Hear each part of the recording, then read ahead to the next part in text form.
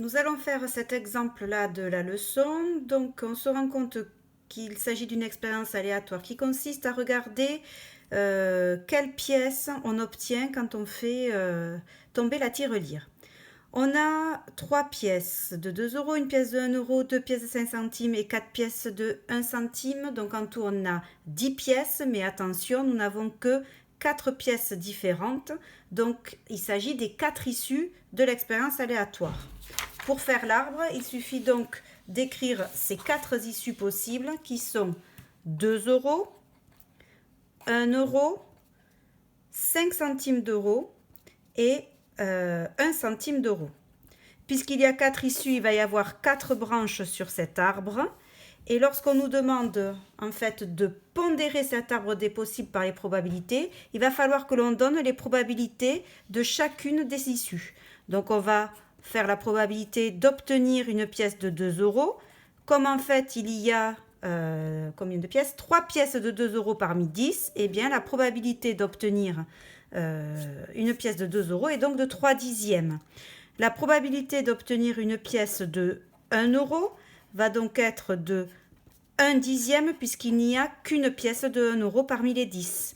Et de la même manière, on va pouvoir obtenir la probabilité d'obtenir une pièce de 5 centimes d'euros qui va être donc égale à 2 dixièmes puisqu'il n'y a que 2 pièces de 5 centimes. Et enfin, la probabilité d'obtenir une pièce de 1 centime d'euro qui est égale à 4 dixièmes. Ces probabilités, en fait, on va les mettre sur les branches de l'arbre des possibles. Donc on les reporte et on obtient 3 dixièmes, 1 dixième, 2 dixièmes et 4 dixièmes. Vous remarquerez que je n'ai pas simplifié ces fractions parce qu'en fait, il est plus intéressant de les avoir toutes au même dénominateur, car dès qu'on fait un arbre des possibles pondéré par les probabilités, il est très important de vérifier que la somme des probabilités des 4 issues, enfin de toutes les issues, est égale à 1. C'est le cas ici, donc ça veut dire qu'on a de fortes chances d'avoir notre arbre juste.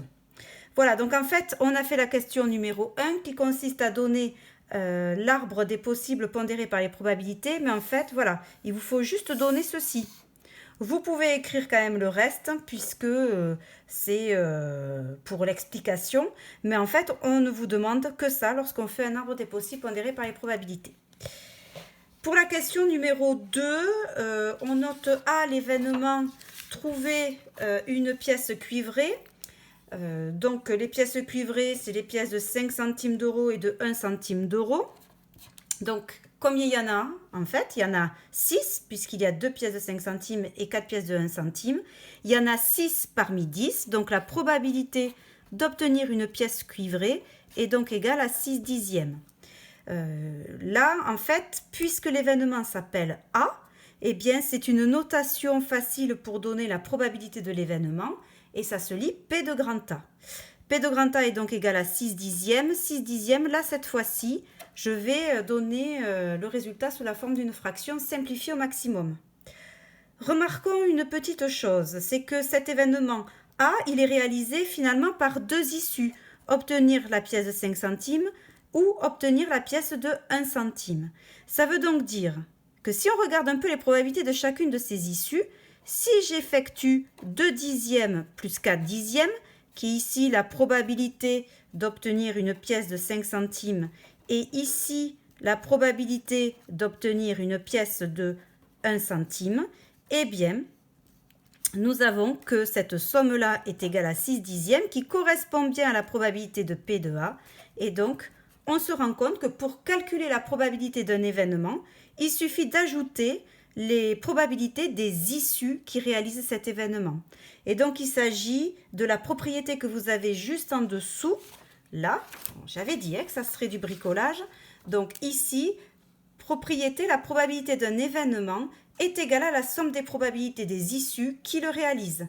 Et ça sera vraiment une propriété qu'on utilisera très souvent grâce à l'arbre en fait des possibles pondérés par les probabilités. On repère quelles sont les issues qui réalisent l'événement, donc ici, là, et on peut donc ensuite dire directement en ajoutant les probabilités quelle est la probabilité de l'événement. Voilà, donc vous recopiez ceci dans votre cahier Et refaites bien cet exemple parce qu'il est primordial.